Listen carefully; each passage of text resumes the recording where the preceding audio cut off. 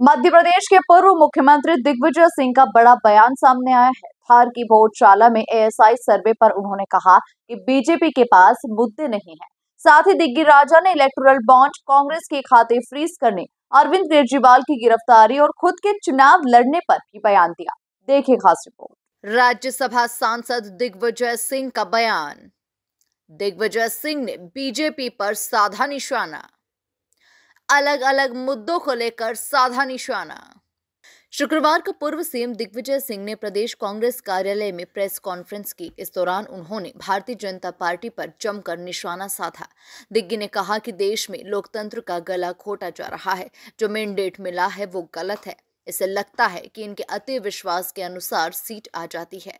उन्होंने कहा कि 4 लाख करोड़ के 200 प्रोजेक्ट दिए गए, इसे इलेक्टोरल बॉन्ड लिया गया। धन्यवाद ईश्वर जी। साथियों,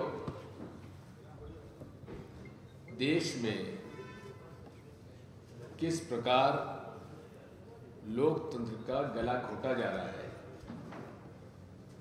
उसका क्रोनोलॉजिकल ऑर्डर से मैं आज की क्रोनोलॉजिकल ऑर्डर अमित शाह जी बहुत बताते हैं, तो उसी तरह से मैं भी क्रोनोलॉजिकल ऑर्डर से बताना चाहता हूं कि इस देश में 2014 से लेकर आज तक जो चुनाव हुए, पूरे देश में एक जनचर्चा है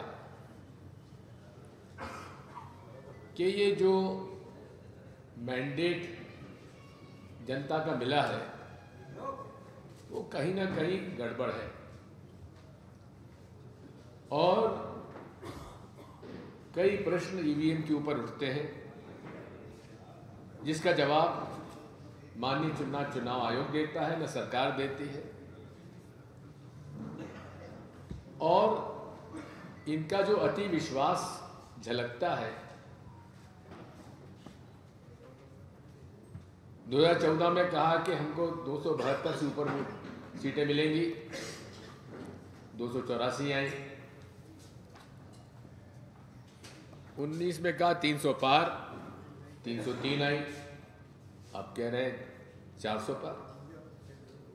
ये इस प्रकार का उदाहरण हमने को कहीं और देखने को नहीं मिलता। लेकिन हाँ, ये आत्मविश्वास जो झलक रहा है, ये शुद्ध रूप से कहीं ना कहीं हमें शक पैदा करता है। तो chronological order number 1 EVM, chronological order number 2 electoral bonds. अब इलेक्टोरल बॉन्ड्स में भी जो आंकड़े सामने आ रहे हैं, मैं धन्यवाद दूंगा और बधाई दूंगा माननीय उच्चतम न्यायालय को, जिन्होंने इलेक्टोरल बॉन्ड्स के केस में बड़े साहसिक ढंग से इलेक्टोरल बॉन्ड्स की सारी जानकारी निकालने के लिए सरकार को बाध्य किया। दिग्विजय सिंह ने आगे कहा कि इतिहास में पहली बार हुआ है कि 2 सिटिंग चीफ मिनिस्टर को जेल भेजा गया। हेमंत सोरेन पर दबाव था कि बीच में आ जाइए। आदिवासी का चरित्र है, वो मरना पसंद करेगा लेकिन आदर्श के साथ समझौता नहीं करेगा। अरविंद केजरीवाल का कसूर इतना था कि नोटिस मिलने पर हाजिर नहीं हुए। उनका ये भी कसूर है कि वो इंडिया अलायंस के पार्टनर हो गए थे। निश्चित तौर पर मैं तो ये कहता हूं कि इतिहास में पहली बार हुआ है कि 2 सिटिंग चीफ मिनिस्टर्स को जेल भेजा गया। हेमंत सोरेन जी पर दबाव था कि आप भाजपा में आ जाइए, केस खत्म कर देंगे जैसे दूसरों के हो गए। उन्होंने जेल जाना पसंद किया।